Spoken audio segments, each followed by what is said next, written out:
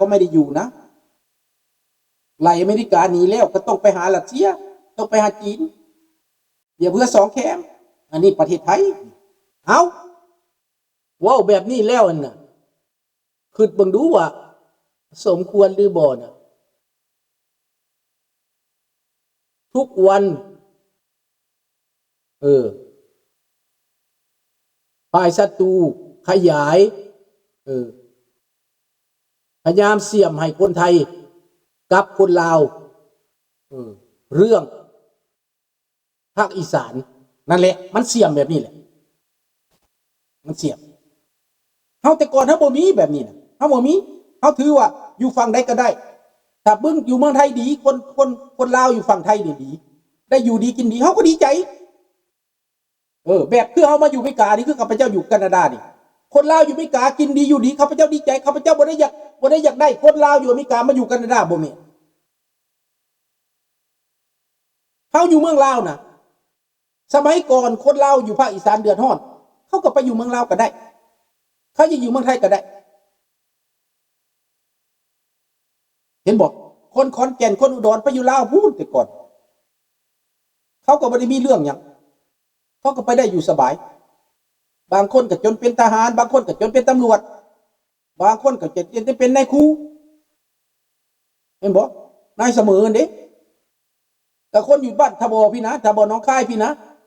ไปเป็นนายครูอยู่เมืองลาวเสมอปุ่นกับบักปฏิวัติเสมอนั่นแหละเสมอมุนทลายน่ะ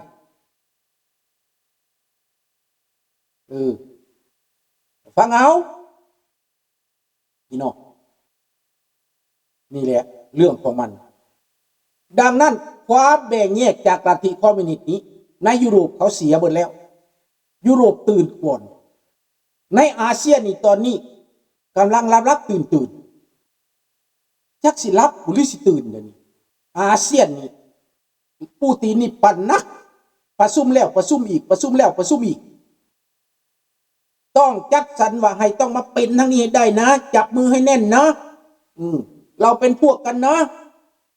ขยายอิทธิพลรัสเซียมาสู่ประเทศไทยสู่ประเทศลาวนะเดี๋ยวนี้เรามาสู่ประเทศลาวแล้วรอดพ้นจากน้ำมืออเมริกาแล้วต่อไปนี่ประเทศไทยก็ต้องรอดพ้นจากน้ำมืออเมริกานะนี่เป็นแบบนี้ได้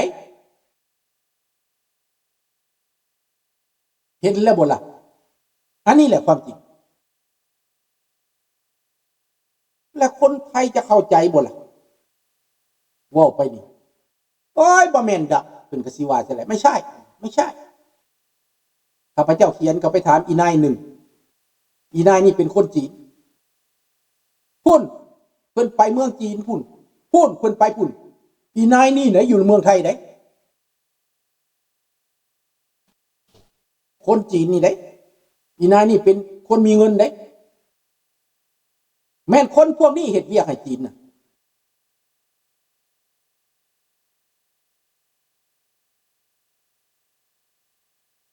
ดังนั้นพี่น้องการแทรกแซงของพวกรัสเซียพวกจีนพวกเกาหลีเหนือนี้เขาเอาหนามาเขามาคือรัสเซียใหญ่อันดับ2จีนอันดับ1ในเอเชียเขา2ประเทศนี้มาออกหน้าเฮ็ดให้คนไทยเกรงใจเฮ็ดให้พวกนี้เกรงใจ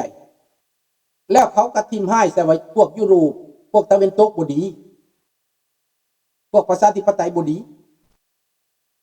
เป็นความจริงพี่น้องแล้วเขาก็ใส่ให้อเมริกาว่าไปลุกลานอิรักเขาใส่ให้เขาก็ใส่ให้อิสราเอลว่าไปลุกลานปาเลสไตน์ได้ข่าวว่ามื้อนี้คนปาเลสไตน์เดินขบวนไล่พวกฮามาสเขาพอแล้วเขาเบื่อแล้วที่เข็นฆ่ากันมาสร้างความบ่สงบเขาเบื่อแล้วนี่แหละพี่น้องความจริงมันปรากฏดังนั้นเราชอบประชาธิปไตยเราชอบคนที่มีศีลมีธรรมเราชอบมนุษยธรรมเรารักประชาธิปไตยเรารักความเป็นธรรมเรารักมนุษย์ด้วยกันเนี่ยเคารพซึ่งกันและกันมีประชาธิปไตยสุดยอด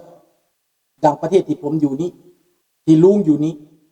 เขาเป็นประชาธิปไตยเราได้รับความยุติธรรมแต่ว่าพวกลาวแดงมาแทรกแซงพวกลัทธิอุบาทมาแทรกแซงฮอดประเทศที่สามพี่น้องเครื่องมือที่ข้าพเจ้าให้ไปนี้พวกท่านสามารถฟ้องมันได้เด้อเก็บหลักฐานไว้เรื่อยๆแล้วไปฟ้องมันจะเจอเองมันจะจ่ายราคาแพงใจเย็นๆต้องรวมจิตรวมใจคนลาวในทั่วโลกนี้เป็นน้ำหนึ่งใจเดียวว่าเฮานี่เป็นอพยพเด้อท้ายโต้ของเฮาเป็นหยังเป็นลาวอพยพในแคนาดาก็เป็นลาวอพยพพวกเพิ่นอยากฉลองครบรอบ50 ปีห้องกันไปประชุมเบิดทุกสมาคมแต่ในตอนนี้พวกเพิ่นสับสนว่าจะเอาพวกวันที่2 ธันวากับพวกฉลอง50 ปีมารวมกันมีคนบางคนบอกว่าถือกันได้เพิ่นข้าพเจ้าบ่ร่วมเด้อข้าพเจ้าสิปฏิเสธเด้อท่านเป็นแบบนี้นะข้าพเจ้าบ่เอานำเด้อฝากความถึงท่านอนุสักษ์ธรรมวงศาฉลอง50 ปีท่านมันเป็นแบบนี้ข้าพเจ้าบ่เอานำเด้อเซิร์นโลดท่านอยากฉลองก็ฉลองโลดข้าพเจ้าบ่มีความสื่นสมนำขอบใจยะน้องเวียงไสเด้อวันครบรอบ50 ปีลาวอพยพนี่นะอันนั้นเป็นของปลอมข้าพเจ้าบ่เอานำคันยังมีพวกวันที่2 ธันวาไปรวมเป็นกรรมการอยู่นั้นเป็นไปบ่ได้อิเลแองกับแองกอปฏิบีเป็นการแทรกแซงโดยตรงข้าพเจ้าบ่เอานำพวกท่านสิริน2 หน้า 3 หน้าข้าพเจ้าก็เอานำบ่ได้เด้อขอบใจหลายๆเด้อท่านอนุสักษ์เด้อที่เชิญข้าพเจ้าไปร่วมประชุมครั้งก่อนหลังจากข้าพเจ้าเว้าออกมาในทีวีแล้วพวกเขาก็บ่เคยเชิญเลยนี่พวกนี้ลิ้น2 หน้าเขาเฮ็ดไปได้ข้าพเจ้าก็สิประกาศไปนั่นแหละเขาลิ้น2 หน้าเหยียบเรือ2 แคมหาผลประโยชน์ส่วนตัวหรือไม่คิดเอานะบ่ได้อิจฉาเจ้าเด้อบ่ได้อิจฉาแต่ว่าการกระทำที่เหยียบเรือ2 แคมนั้นบ่ได้ดอกเป็นไปบ่ได้อพยพคืออพยพเจ้าฉลอง50 ปีอพยพก็เรื่องอพยพบ่แม่นเรื่องวันที่2 ธันวาบ่แม่นเรื่องกลุ่มวันที่2 ธันวาบ่แม่นแนวลาวสร้างชาติมานั่งเพ้อเว้ออยู่นั่นมันเอาหมูตัวนึงมันเอาเงิน$200มาให้เจ้าถือว่าเป็นพวกอ่ะเจ้าก็ถูกซื้อจ้างแล้วแม่นบ่งานนี่มันเอาจะเอามาให้ได้มาโต๊ะ1เด้อหมูโต๊ะ1เด้อเงิน500เด้อมันว่าเด้เจ้าจะเอาไปนั่นก็เอาขอบใจหลายๆอำลาพระจากแปนปานตะวินเลยเด้อเว้านี่เด้อแล้วขอบใจท่านยู่อีกท่านยู่สนันนี้ก่อนอายุถ้าบอกกล้าว่าขับน้องทรายจะดกพอคอยว่าความจริงพูดจะไปอยู่ในกลุ่มของพวกที่ว่าจะฉลองวันครบรอบ50 ปีเพื่ออยากได้หน้าต่อรัฐบาลเนี่ยจะบ่ต้องตัวรัฐบาลเด้อเพราะว่าพวกวันที่2 ธันวานะก็มาห่วมอยู่ในหันพามาแทรกอยู่ในหันสังคมลาวจะบ่อยู่ดีไม่แห้งก็ย้อนพวกนี้แหละถ้าบ่มีพวกนี้นะมาแทรกแซงนะมีแต่ลาวอพยพนี่มาเว้าเรื่องอพยพนี่โอเคข้าพเจ้าเห็นดีนำอันนี้แปลนแล้วได้ข้าพเจ้าว่าแปลนออกมาแล้วได้ในโมงเรียนนี่เริ่มแปลนแล้วข้าพเจ้าจะว่าไปทุกมื้อพวกเจ้าอยากเฮ็ดก็เฮ็ดต่อไปพวกเจ้ากล้าพวกเจ้าบ่อายพวกเจ้าเฮ็ดต่อไปเฮ็ดหน้าสิหนาๆก็ได้นะบ่เป็นหยังนะเฮ็ดหน้าหนาๆไปก็ได้นะแต่ข้อยจะเว้าความจริงสบายดีน้องหลัดนวรเฮ็ดไปเรื่อยๆเฮ็ดหน้าหนาๆไปน่ะเฮ็ดหน้ามึนๆเป็นน่ะบ่เป็นหยังอย่าเสียใจได้ข่อยเว้านี่นะมันเป็นความจริงเจ้ารับบ่ได้ดอกแต่ข่อยเว้าความจริงเจ้าสิฉลองวันมีหลายคนที่เขาเจ้าเว้าสิเอาพวกวันที่2 ธันวามานั่งในอพยพลาวนี่มันบ่แม่นแล้วเขาบ่แม่นอพยพบางนาจืดก็บ่แม่นอพยพมันประกาศแล้วว่ามันบ่แม่นอพยพบางนาแหลมก็บ่แม่นอพยพมันประกาศแล้วว่ามันเป็นตัวแทนของรัฐบาล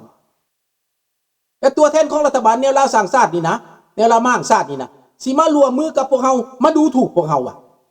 ข้าพเจ้าบ่ยอมให้มันดูถูกดอกขอโทษเด้อท่านอนุสักษ์ ขอโทษเด้อน้องเวียงไซเด้อขอโทษเด้ออายุเด้อขอโทษเจ้าเด้อขอโทษว่าคอยรวมมือสังฆกรรมนำพวกเจ้าบ่ได้การกระทำการประพฤติแบบนี้คอยหลับบ่ได้ขอบใจหลายๆว่าตามความจริงนี่แหละอำลาพระจากพระนี่บาย